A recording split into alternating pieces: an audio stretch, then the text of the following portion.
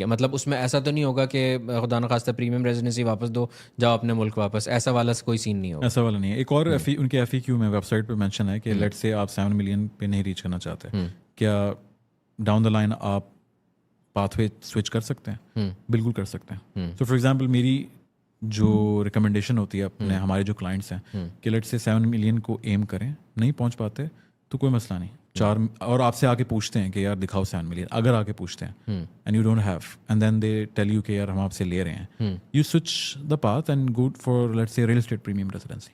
सही, 4 मिलियन वाले। Exactly 4 million की रियल एस्टेट आपके पास होनी चाहिए जो आप ओन करें। और फिर उसके अगेन इसी चीज़ में ही 4 मिलियन वाली में ही एक सवाल ये आता है कि अगर जैसे वो रियल एस्टेट हम बेचते हैं, बेच देते हैं, या हमारे पास नहीं रहती उतनी 4 मिलियन वाली, तो क्या होगा? ये भी एक सवाल उनकी वेबसाइट पे क्लियरली आंसर किया हुआ है और लिखा हुआ ये है कि आप लूज़ कर देंगे अपनी प्रीमियम रेजिडेंसी Okay. अगर आपने रियल एस्टेट बेच दिया। ठीक है। नाउ ये कैसे इम्प्लीमेंट करेंगे?